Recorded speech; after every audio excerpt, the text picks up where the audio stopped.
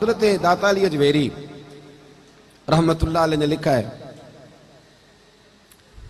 کہ جناب سروی سختی رحمت اللہ علیہ نے بڑی تربیت کی تھی حضرت جنید بغدادی کی،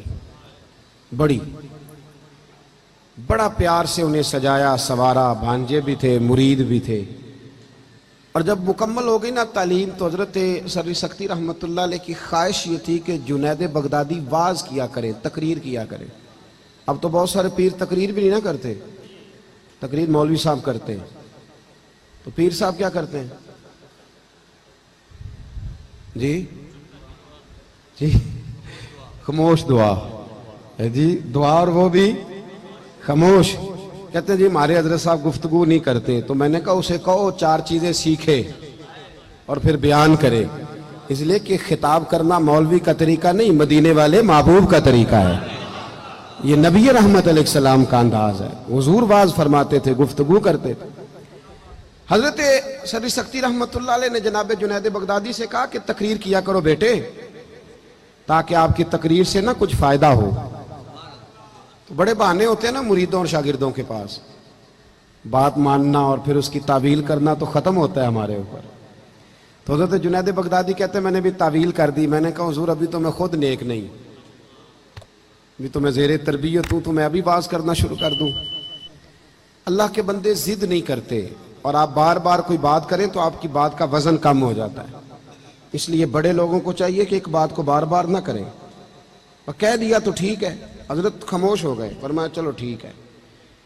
کئی پیر بھائیوں نے، کئی مریدوں نے دوبارہ حضرت سروی سختی رحمت اللہ علیہ کی خدمت میں عرض کیا کہ حضور جنید بغدادی سے کہیں تقریر کریں، کیوں نہیں یہ خطاب کرتے؟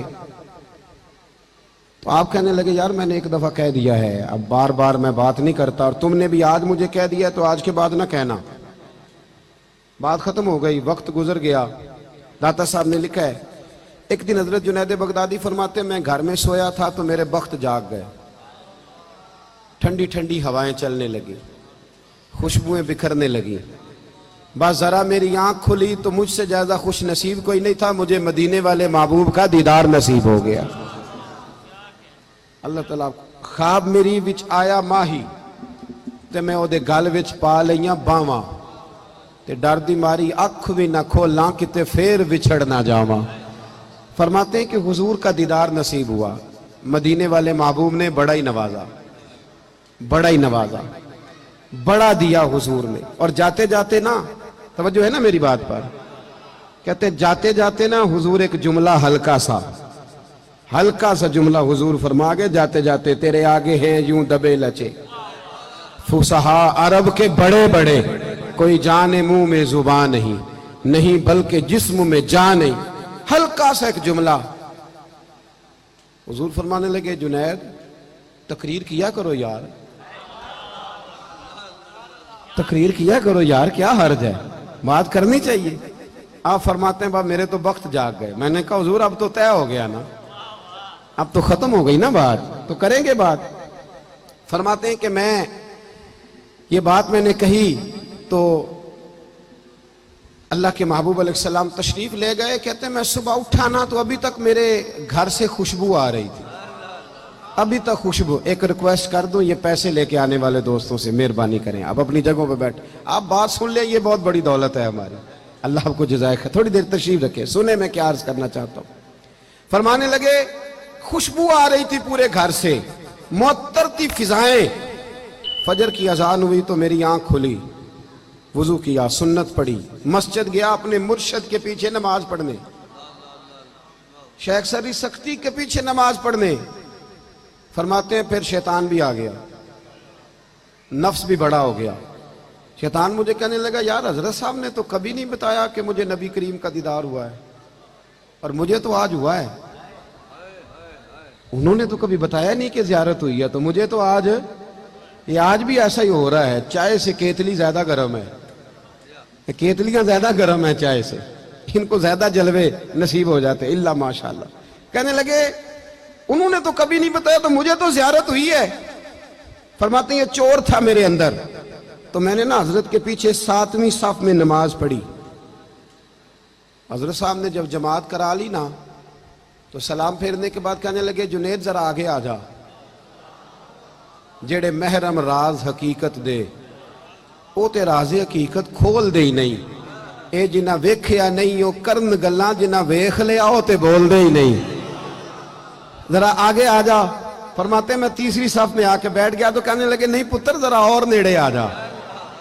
کہتے میں قریب آ کے بیٹھ گیا تو حضرت نے تسبیح چلا، ادھر دیکھنا میری طرف، تسبیح چلا رہے، تسبیح پڑھتے پڑھتے لمبی بات نہیں، اللہ کے بندے زیادہ وضاحتیں نہیں کرتے، زیادہ دلیلیں نہیں دیتے، لمبی بات نہیں، ان کا تو ایک دو جملے میں بڑا اثر ہوتا ہے۔ کہتے وہ ہلکی ہلکی تسبیح چلاتے نا، یوں میری طرف دیکھا، یوں میری طرف دیکھا، اور دیکھ کے نا تو پھر نظر جھکا لی، اور پھر ہلکا سا زیر لب مسکرائے اور فرمانے لگے اب تقریر کرو گے نا، اب تقریر کرو گے نا، اب تو بات بنے گی نا۔ وہ کہتے ہیں میرے اندر تو پہلے ہی چور تھا۔ حضرت سلطان بہو فرماتے ہیں نا بان فقیروں کسے نہیں ماریا، اے ہوئی چور اندر دا۔ کہتے وہ اندر چور بیٹھا تھا، حضرت نے کہا اب تقریر کرو گے تو میں بول پڑا، میں نے کہا جی اب کیا ہوا ہے، چور جو بیٹھ گیا تھا۔ میں نے کہا نا یہ شاگرد بعد میں کہتے ہیں وہ مطلب کیا آپ کو بتائیں، ہم زیادہ سیانے ہو گئے ہیں، یہ بڑا مسئلہ کھڑا کر دیتے ہیں، یہ تو اساتذہ کی عبارتیں ٹھیک کراتے ہیں بعد میں، اللہ ماشاءاللہ، یہ تو بڑا کچھ کرتے ہیں بھائی۔ کہا حضرت اب کیا ہوا ہے، تو فرماتے ہیں شیخ پھر خاموش ہو گئے۔ تھوڑی دیر کے بعد پھر ہلکا سا فرمانے لگے نہیں یار بتاتا کیوں نہیں، اب تقریر کرے گا نا۔ تو کہتے ہیں میرے اندر تو چور تھا، تو میں نے کہا اب کیا ہوا ہے، کہتے ہیں جب میں نے دوسری دفعہ کہا تو حضرت نے تسبیح چھوڑ دی اور رخ میری طرف پھیرا، میری طرف رخ پھیرا، اور پھر کے فرمانے لگے جنید کل جو رات گزر گئی نا مجھے خواب میں اپنے رب کریم کا دیدار نصیب ہوا تھا، تو میں نے اللہ کی بارگاہ میں عرض کی مالک میری کمائی یہ جنید بغدادی ہے، بڑی کوشش کرتا ہوں کہ میدان میں آ جائے دین کا کام سنبھالے، لیکن جھجکتا ہے، اگر کبھی تیرے محبوب کا یہاں جلوہ ہو، آنا ہو حضور کو تو ایک نظر اس پہ بھی ڈال جائیں تو کام بن جائے گا۔ حضرت جنید بغدادی فرماتے ہیں جب شیخ نے یہ کہا نا تو میں نے اللہ اکبر کہا، کپڑے میرے پھٹ گئے، پگڑی میری اتر گئی، اور میں مرشد کے قدم چومنے لگا، اور میں نے رو کے کہا بابا معاف کر دے، مجھے تو اب سمجھ آئی ہے میرے اوپر جو میرے محبوب نے کرم فرمایا ہے وہ بھی تیری برکت سے فرمایا ہے، وہ بھی تیری وجہ سے فرمایا ہے۔ ماتے میں تڑپ اٹھا، اور پھر زندگی بھر کبھی مجھے یہ وسوسہ دوبارہ نہیں آیا کہ کبھی ایسا ہو سکتا ہے کہ میں اپنے شیخ سے ایک لمحے کے لیے بھی دائیں بائیں ہو کے زندہ بچ جاؤں، واپس آ جائیں، اپنے بزرگوں سے جڑ جائیں، ان کے رستوں کے مسافر بن جائیں، دیکھیں یہ کن رستوں پر ہمیں چلانا چاہتے تھے، وہی راہیں ہمارے لیے ٹھیک ہیں، وہی طریقے ہمارے لیے بہتر ہیں۔